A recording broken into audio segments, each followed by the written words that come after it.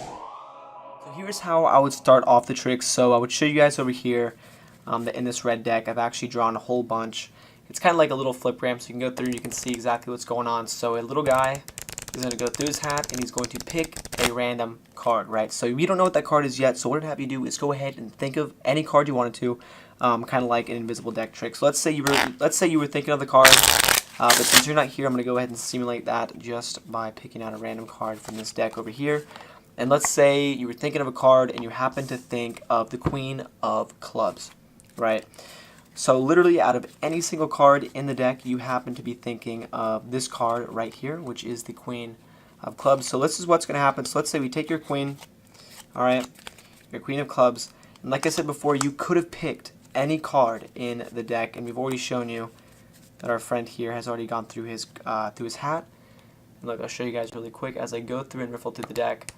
You can see every one of his little motions. He's going to go ahead and pick that Queen of Clubs. So this is the trick, and if you guys wanted, do not forget to stick around for the tutorial. Alright, so I'm just going to go really quick and kind of like break down this deck.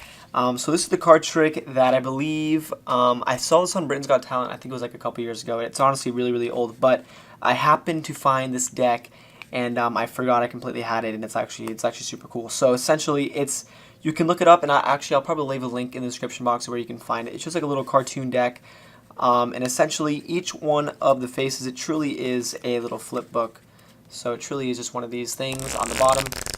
So that's how you reverse it this way. And then if you reverse it the other way, you can see all the cards are on the other side. So what you have to do is, this is how it works. So the very bottom card is a blank card.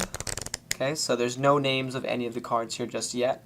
So you can go through, riffle it, no one's going to see anything until you actually get to the trick. So at this point, let's say the spectator is going to pick any card. So the only reason I use the deck is because I just want to let you guys know that I was using a random card. So at this point, let's say the spectator said any card. Let's say they were to say maybe like the 7 of Hearts, right? So what you would do, if they were to say the 7 of Hearts, you would go through the cards. It's super, super simple, guys. You just go through the cards, you find the 7 of Hearts, you can make up whatever small talk you want or something until you get there. And the way it works is you actually have to take the 7, okay, but don't plop out just the 7, okay? You kind of hold the cards like you're still spreading them, okay, nothing's outjogged. All you do is while the spectators are focused on that 7 or whatever card they picked, you just have to put a pinky break underneath the next card below. So in this case, this is going to be the 6 of Hearts. So you pull off their card, get a pinky break the card below that. You leave their choice onto the pinky break. You can square that up, and then what you do is you push forward both cards. So in this case, I actually do have both the 7 and the 6 in that grip, just like that. So you push this forward. All you have to do is square up the deck or so. And then again, what you have to do is swivel the cards, because remember, look, on these are the edges, or these are the sides that the cards are actually on. So this is where, at the end of the trick, the spectators are going to see that. So you actually have to pivot these cards out of the deck, and you can put them back on top of the deck just like that, and then you can release the pinky break, and this is going to be your setup, right?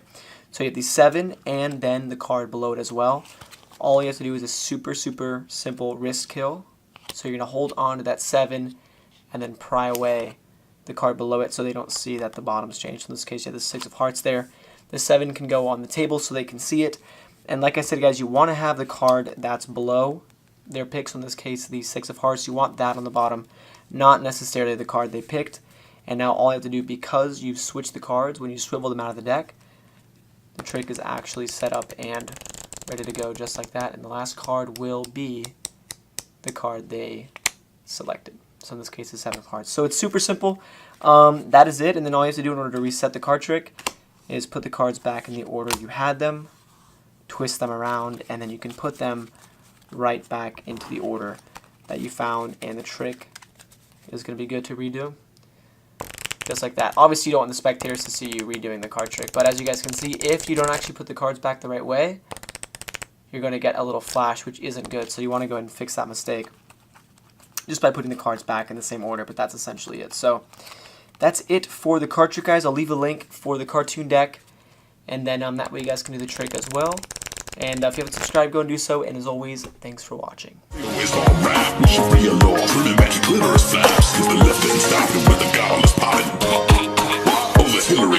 she's a literal vampire.